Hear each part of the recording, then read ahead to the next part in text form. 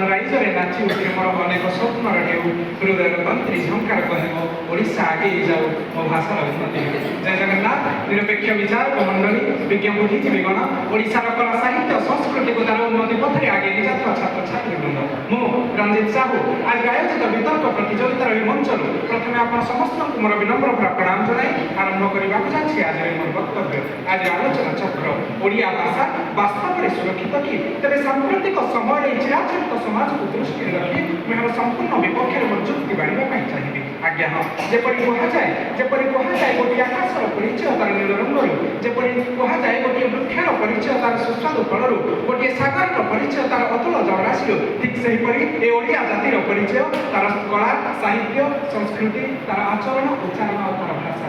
ଆଉ ଯେଉଁ ଭାଷା ଆଜି ଅସୁରକ୍ଷିତ ବଳୟ ଭିତରେ ରହିଛି ଏବଂ এই ଓଡ଼ିଆ ମାନବ ଜାତିର ଓଡ଼ିଆ ଭାଷା ପ୍ରତି ରହିଥିବା ଉଦାସୀନ ମନୋଭାବ ହିଁ ଏହି ଭାଷାକୁ ରସାତଳଗାମୀ କରାଇ ଗୋଟିଏ ନିଃସଙ୍ଗତା ଆଡ଼କୁ ଯାଉଛି। ଆଜିର ସାମ୍ପ୍ରତିକ ପରିସ୍ଥିତିରେ ପ୍ରଶ୍ନ ଉଠୁଛି, 1866 ମସିହାର ନୌକ ଦୁର୍ଭିକ୍ଷ ପରେ ଓଡ଼ିଆ ଜାତିର ଜାତୀୟତା ଉନ୍ମେଷ, 1936 ମସିହାରେ ସ୍ୱତନ୍ତ୍ର ଭାଷା ଭିତ୍ତିକ ପ୍ରଦେଶ ଗଠନ, 1954 ମସିହାରେ ଓଡ଼ିଆ ରାଜଭାଷା ଆଇନ, 2014 ମସିହାରେ ଓଡ଼ିଆକୁ ଗୋଟିଏ ଶାସ୍ତ୍ରୀୟ ଭାଷାର ମାନ୍ୟତା ଦେବା ପରେ ମଧ୍ୟ ଆଜି ଓଡ଼ିଆ ଭାଷା ଉପରେ ସୁରକ୍ଷାର ପ୍ରଶ୍ନବାଚୀ କାହିଁକି? ଏହାର ଉତ୍ତରରେ ମୁଁ କହିବି, ଏ ଓଡ଼ିଆ ଜାତିର ଉଦାସୀନ ମନୋଭାବ ପାଇଁ ଆଜି ସାମ୍ପ୍ରତିକ ପରିସ୍ଥିତିରେ ପାଶ୍ଚାତ୍ୟ ସଭ୍ୟତା ଏବଂ ପାଶ୍ଚାତ୍ୟ ସଂସ୍କୃତିର ସଂସ୍ପର୍ଶରେ ଆସି ଆଜି ଆମେ ବାପା, ମା, ମାମୁଁ, ମାଇଁ, ମଉସା, ମାଉସୀର ସେହି ଶବ୍ଦର ମାଧୁର୍ଯ୍ୟତାକୁ ଭୁଲି ଯାଇ ଅଙ୍କଲ, ଆଣ୍ଟି, ମମ୍ମି, ଡାଡି ଶବ୍ଦର ବ୍ୟବହାର କରୁଛେ। ଏଇଠି ଆମେ କେବେ ବି ହେଲେ କହିପାରିବା ନାହିଁ ଆମ ଓଡ଼ିଆ ଭାଷା ସୁରକ୍ଷିତ। ଆଜିର ସାମ୍ପ୍ରତିକ ପରିସ୍ଥିତିରେ ଆମେ କଥାରେ ଇଂରାଜୀ ଭାଷାକୁ ଆମ ଓଡ଼ିଆ ଭାଷାରେ ପୁରାଇ ଆମ ଓଡ଼ିଆ ଭାଷାକୁ ବିକୃତ କରିସାରିଲେଣି। ଓଡ଼ିଆ ଭାଷାରେ କଥାବାର୍ତ୍ତା ହେଲେ ଆମର ଆତ୍ମସମ୍ମାନ ପ୍ରତି ଆଞ୍ଚ ଆସିବ ଚିନ୍ତାଧାରା ନେଇ ଆଜି ଆମେ ନିଜଠାରୁ ଓଡ଼ିଆ ଭାଷାକୁ ଦୂରେଇ ସାରିଲେଣି। ଏହାକୁ କ'ଣ କହିବା ଆମେ ଓଡ଼ିଆ ଭାଷା? ଆଜି ଆମେ ଶାଢ଼ୀ କହୁନାହାନ୍ତି, ଶାଢ଼ୀ କହୁଛନ୍ତି। ଆଜି ଆମେ ଯୋଗ କହୁନାହାନ୍ତି, ୟୋଗା କହୁଛନ୍ତି। ଆଜି ଆମେ ଆପଣ ଟିକେ ଶୁଣନ୍ତୁ କହୁନାହାନ୍ତି, କହୁଛନ୍ତି ତ କେବଳ ଏକ୍ସକ୍ୟୁଜ୍ ମି। ଏହା କ'ଣ ଆମ ଓଡ଼ିଆ ଭାଷାର ସୁରକ୍ଷା?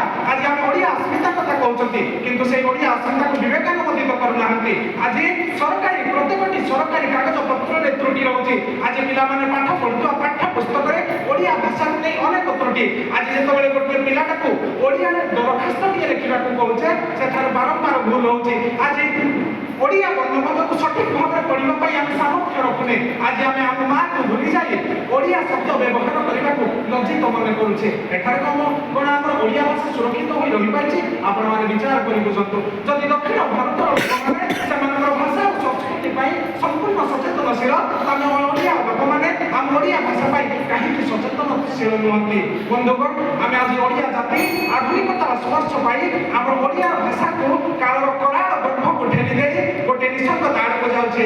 ଆମର ଓଡ଼ିଆ ଭାଷାର ହାତଗୋଡ଼ ଥାଇ ମଧ୍ୟ ଆଜି ଆମେ ଓଡ଼ିଆ ଜାତି ଆମ ଓଡ଼ିଆ ଭାଷାକୁ ପଙ୍ଗୁ କରିସାରିଲେଣି। ତେବେ ଏହି ସମସ୍ୟା ଭିତରେ ପ୍ରଶ୍ନ ଉଠେ, ଏହିଭଳି ସମସ୍ୟାର ସମାଧାନ କରିବା କିପରି? ଅସ୍ତ୍ର ନୁହେଁ ତ ବ୍ରହ୍ମାସ୍ତ୍ର କହିଲେ ଅତ୍ୟୁକ୍ତି ହେବ ନାହିଁ। ଏଥିପାଇଁ କେବଳ ଆବଶ୍ୟକତା ରହିଛି ଏ ଓଡ଼ିଆ ଲୋକମାନଙ୍କ ମଧ୍ୟରେ ଓଡ଼ିଆ ଭାଷା ପ୍ରତି ସମ୍ମାନ ଏବଂ ଭଲ ପାଇବାର।